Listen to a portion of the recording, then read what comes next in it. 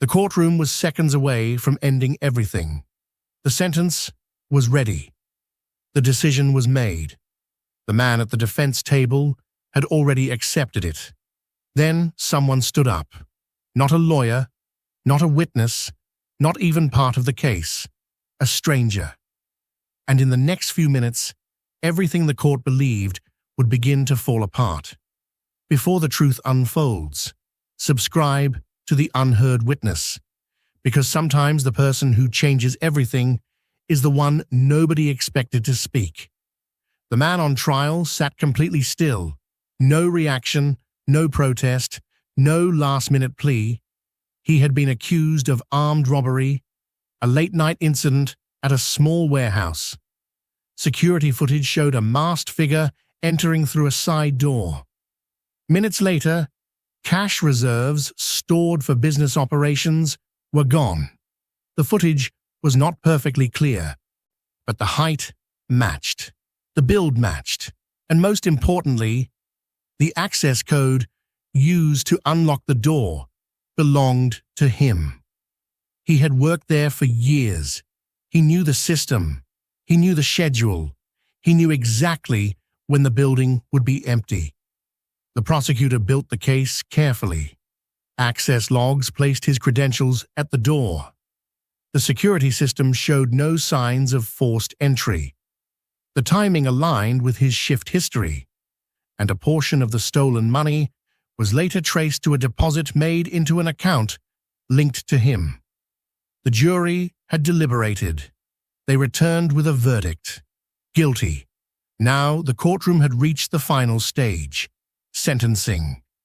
The judge reviewed the file one last time.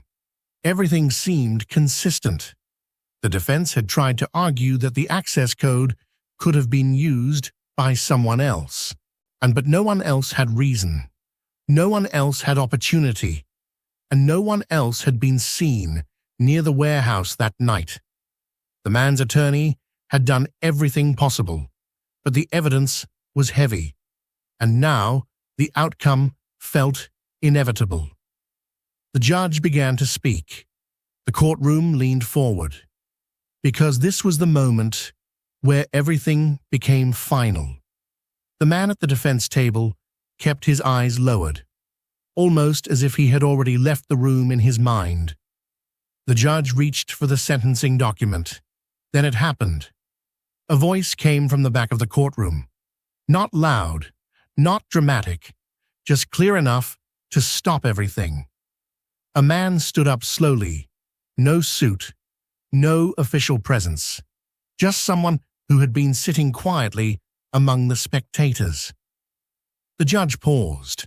The bailiff stepped forward immediately, because interruptions during sentencing were not allowed. But the stranger did not move. He simply raised his hand slightly. Not aggressive, not panicked, just certain. The judge asked who he was. The stranger stepped forward slowly. He said he had information. Important information. The prosecutor objected immediately. Too late. The trial was over. The verdict was delivered. The court could not reopen the case based on a random interruption. The judge hesitated, because the rules were clear. But something about the stranger's calm expression made him pause. The judge asked a single question: what kind of information? The stranger answered carefully. He said the timeline presented in court was wrong. The courtroom shifted, because the timeline had been the strongest part of the case. The prosecutor insisted the man be removed, but the judge raised his hand slightly. He allowed the stranger 1 minute. Just one. The stranger stepped closer. He explained that he worked as a night technician for a nearby telecommunications company. On the night of the robbery, he had been servicing a network tower less than a block away from the warehouse. He had remained there for hours, and he had noticed something unusual. The warehouse security system had briefly disconnected from the network. Not completely, just a momentary interruption. The kind that usually goes unnoticed, but his equipment logged every nearby signal change. The prosecutor quickly responded. Temporary network interruptions were common. They did not prove anything. The stranger nodded, then added one more detail. The interruption occurred several minutes before the access code was used. The courtroom became still again, because according to the prosecution's timeline, the door access triggered the system, not the other way around. The stranger continued. He said the signal disruption suggested the system had been tampered with, reset, prepared, before the code was entered.